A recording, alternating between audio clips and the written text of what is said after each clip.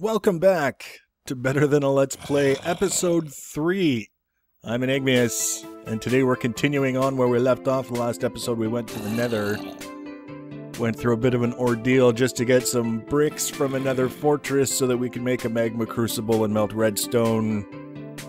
And use that melted redstone to make energy cells. And then use those energy cells to make high voltage capacitors for our modular power suits armor. All these different steps, and they all hinged around us getting nether brick, which is what we did. So now we're in a position. Normally when I first start a brand new world, like I say, we're only episode 3 right now. When I first get started, as I've shown you, I like to get access to the resources, the basic resources that we need. Then I like to get started on a permanent, or at the very least a semi-permanent sort of shelter. We've started on our mega tower already. And then I like to get my gear squared away, because as fun as it is to mess around with Dartcraft and Tinker's Construct, the tools are neat, but the armor is lacking. So I definitely want to get my modular power suit stuff squared away, and then give you guys a tour real time of what the place looks like, so that you can sort of get a view of it continuously as opposed to just bits and pieces where it's a little bit difficult to see how everything fits together. So that's what most of our episode is going to be today. We're going to do a live tour of the facilities up to this point, and then we're going to build. And so here we are live and in person. We're outside the tower, as you can see, partially obscured by my big blue tree. I kind of want to chop it down, but I'm afraid that if I do, I'll regret it later. So for now, it stays.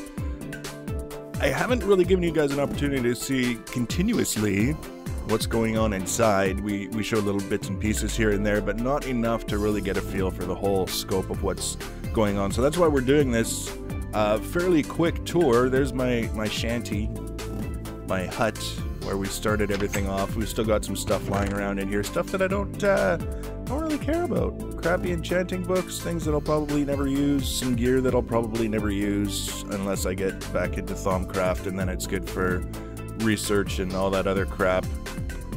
We've got various other Thaumcraft things. We've got some uranium that we might be using later on, quicksilver, brains, stuff like that. So nothing really super important, and quite often I'll be coming back from doing something and I'll just pop in here and drop a bunch of stuff off. Saves a little bit of clutter on the inside until we get our storage system set up. I'll finish taking a look from the outside of the tower before we head in. Is it gonna work today? Does it want to work? I don't think it does. It should work. There we go. The jetpack. So obviously this is the tower that we've been building, and we've got some windows in place now. Now notice that the windows aren't exactly consistent. They're not symmetrical all the way around the tower. There's a reason for that based on what's inside. We'll talk about that in a little bit. I decided when I put in the nether portal that it might look kind of neat to have it close to a wall and then put a big round window there to showcase the nether portal. And at night, the light from inside kind of spills out onto the outer walls of the tower. It looks kind of neat, so I'm pretty happy with the way that turned out. But again, even on this side, the windows aren't symmetrical. We've got this little window over there, but nothing over here. And then we've got the footprint, we could call it, of the small towers. Basically, all that's left of these guys. First of all, I have to fill in the walls in here before we can start building on top of it. The central tower is going to be, I would say, about 1.5 times taller than it is now. Now that I've had a chance to look at it from a bunch of different angles and elevations, I think 1.5 times its current height is about right for where we want it. And then these smaller towers are both going to extend up almost to the same height as the main tower. And one of the smaller towers will be lower than the other small towers. So we'll have 3 different levels that we're working with, just to add a little bit of visual interest, because I know I'm going to have way more space in these towers than I will actually need. So I can afford to mess around with things a little bit for visual interest and aesthetics without having to worry too much about the function. And you can see, courtesy of our quarrying, Both of these towers are already dug down all the way to bedrock, and one of the interesting things that I found out is that this tower wound up punching a hole through to the abandoned mine shaft where I've been doing a lot of my mining. So that was kind of neat. I wasn't expecting that, but I shouldn't have been surprised because the entrance to that abandoned mine shaft that I've been using is actually right here. There's a pit that goes down. This was a naturally occurring pit that went right down into the abandoned mine shaft. So same thing over here, dug all the way down to bedrock. So in order to finish these towers now from ground level, or I guess sea level, all the way down, is I just have to clean out these resources and the dirt and things like that in the walls and replace them with smooth stone, and everything else is almost pre-built for me because of the way we quarried it. We did our best to disturb the walls as little as possible, and then they're good to go. They're ready to go as soon as we fill them in with all the other stuff. So that won't take too long. And then, like I say, we're going to be building up on top of them. Now, if we kind of go over the top and down, you can see the inside. This floor is basically dedicated to our nether portal. I don't know that we'll be ever adding anything more to this floor. Maybe Mistcraft portals if we start using Mistcraft again. It's just try and have like a theme for a floor and decide what would make sense to go with it. And then based on the size of the towers, remembering that we don't need to jam pack every floor to have room for everything that we want, because we can just keep going vertical. So that's kind of the thing. Now we've got this staircase. Now this staircase is one of the reasons why the windows on the outside aren't symmetrical. And it's because if we put the windows where they would need to be in order to be symmetrical, they would be directly adjacent to components of the staircase. Now, like I said before, this staircase was kind of a prototype. You can see we didn't even actually get the stair blocks on this upper portion. We have it down lower, but not on the upper bits. And the whole idea of this staircase was that it was supposed to be the kind of thing that you can navigate your way up. Let me turn off the jetpack. Oops. You can navigate your way up without actually having to turn and follow it around. Now I've got the step assist with my modular power suits legs or feet or whatever it is, so that's why I don't need stairs to make it work. But you can see I don't have to turn to navigate my way up to the top of the staircase. Now one of the difficulties is if you're in a rush, it's very, very easy to fall off. I don't know that I want to build walls all the way around it to prevent that from happening, so that's one problem. Additionally, we've got this central column, which you can see already, despite not being the full height the staircase would need to be, is quite long. And if you should happen to fall down the middle, you go all the way down to the bottom. Kind of dangerous. Now, the original plan was to actually have a column of water running down the center of the staircase to prevent that kind of accident from happening. So if you did fall off, your descent would be slowed and you could kind of sidestep off onto a different level before you drowned, and everything would be more or less fine. It's a lot of hassle just to get up and down the different levels of the tower. That's what it boils down to. So this staircase is not going to stay. This is just sort of a temporary thing for now. And I've got plans for exactly what we're going to replace it with by means of ways of getting up and down through the tower. The thing is, when I've got the power suit that lets me fly, that's sort of 99% of my travel needs taken care of right there. I don't need anything to carry me up, up and down the different levels. But at the same time, I have to have it in the back of my mind that what happens if somehow I do manage to die and I no longer have that ability to fly? What if I need to get up to level 3 to pick up some replacement armor, blah, blah, blah. So I want to make sure that I have options to get up and down without the assistance of any gear, without having this really cumbersome system that takes longer than it needs to do the simple task of going up and down through the tower. So I've got plans. We'll be revealing those when we put them in place. In the meantime, let's head on down. We've seen the nether portal. We've talked about the staircase. We've got this level here, which is the top of the smeltery, basically. And these are all cobblestone ovens that I've been using to make smooth stone. Now, I know we saw some comments in the comments section, people reminding me to give the igneous extruder a shot. We're still looking at doing that. But for the time being, I have so much cobblestone. It's not a big deal for me to load up these guys and do what I can to get the smooth stone in place to continue building. So that's this floor, basically. This is the top of the smeltery, and cobblestone generation, or sorry, stone generation. So we go down here, and this is my main work floor. This is the one where if I'm outside, if I'm coming back from somewhere, this is where the door brings me into. I've got pretty much all of my machines. We'll start over here because this is simple. This is the igneous extruder that I've already got. You can see I use it to make obsidian. So to experiment with doing the smooth stone, make sure that I'm on the right version of thermal expansion to do that, it's not going to be a big deal. Everything is already in place. I just have to set it up to go. I've got chests in place to store things. You can see I've got smooth stone here and smooth stone here, and another chest for cobblestone. Speaking of which, we'll dump that off.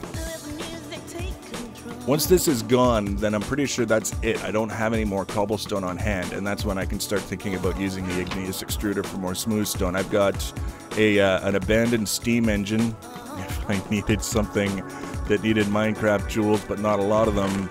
I've got miscellaneous storage. I've got my Happy Diamond collection. A lot of things that you would use on a regular basis and some things that you wouldn't. Basically, if it's not an ore that needs refining, it goes in here for the time being. And over here I've got my Darkcraft storage and things that aren't necessarily Darkcraft related, but went in here anyways. I've got my infuser and another steam engine. I could just throw a couple of pieces of coal in here and it charges up the infuser pretty well. And then over here I've got my modular power suits tinker table.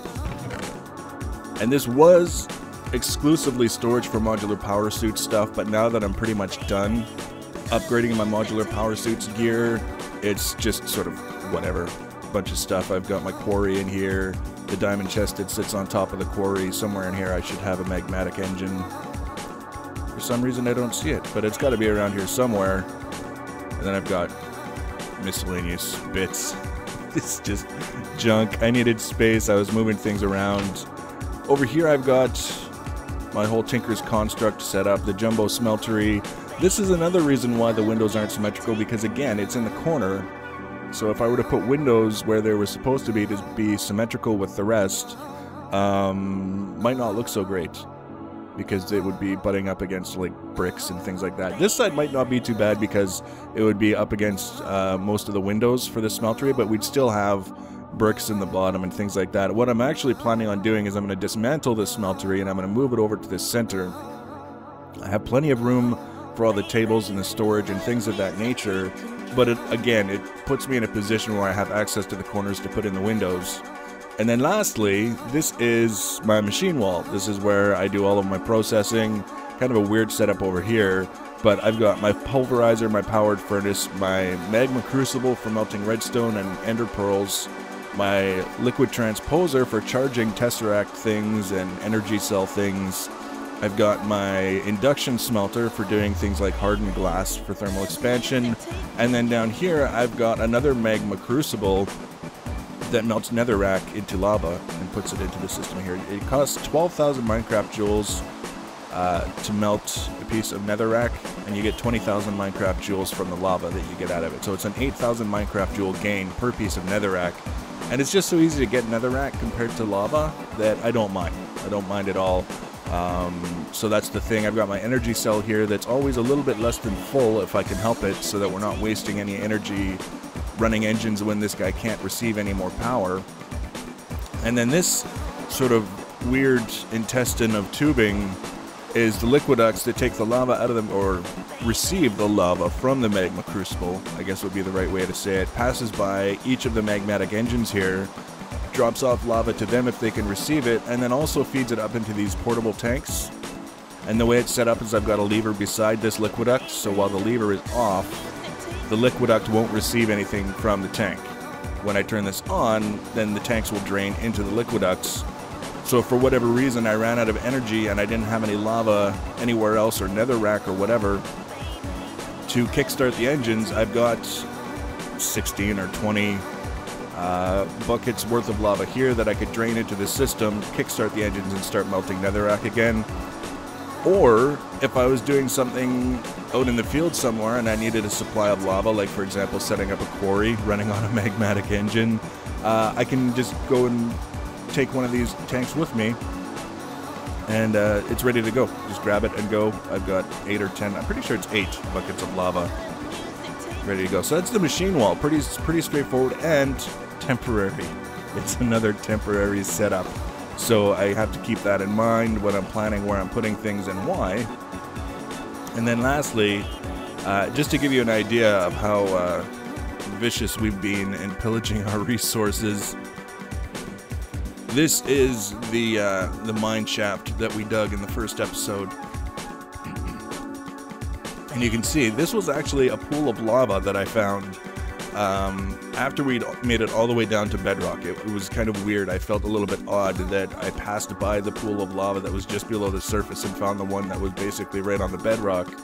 And it's depleted because we used it all, bucket after bucket. We pulled it upstairs and used it to power our machines and to make obsidian.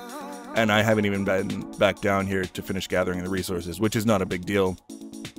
If we continue downwards, you can see I've basically strip mined this whole area. I haven't necessarily grabbed everything because there were certain things when my inventory was full I said, you know what, I don't need that right now, we'll get it later. But we've done a pretty good job of getting the things that were valuable and sought after, and it continues this way all the way down. We won't necessarily be able to see it on every level just because of the direction that we were going, but you can see we did a fairly thorough job. And then this is the pool of magma that I exposed in the first episode, also fully depleted.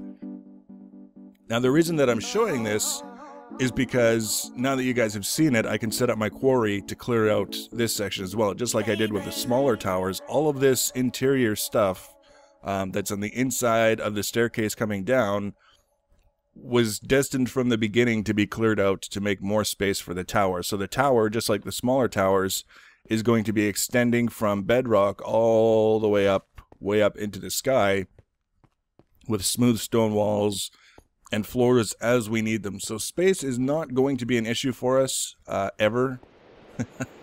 It's just one of those things.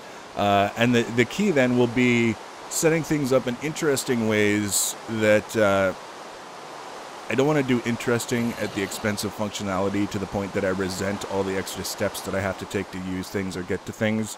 But at the same time, if I've got a quick up and down to get between the floors, I don't mind spreading things out. So that's the continuous tour of where we're at, sort of a snapshot before we continue construction.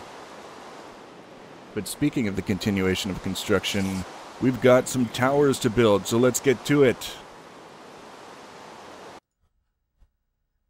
And here it is, the finishing, the bottom half of the mini towers, pulling out all the resources, filling everything in with smooth stone. There's not a whole lot to see because I didn't get the cameraman deep enough for it to really show up very well. It's not a big deal. We've got this side here, we can fill in these little bits of walls here, and then continue, get it all cleaned up. Most of this is going to be about the main tower itself. Once we get the main tower done, capped off with a roof on it, that will give us this sense of scale and perspective for everything else with the smaller towers, how high they need to go, etc., etc. So I'm just going to let you guys watch that. A little time-lapse building a little more height onto the main tower. We'll sit on that for a day or two, see how we like it, if we want to add a little bit more, if we'll leave it alone and continue on. And there's all kinds of other things that I have planned. We're just getting started. So if you're enjoying the series so far, you haven't already subscribed, you want to do that so you get notified when I add the next video. Also, if you don't want to subscribe but you want to be notified, you can also follow me on the Twitters. You'll get a tweet when I add a new video as well. By all means, leave your comments and feedback below. Thanks for watching, guys, and take care.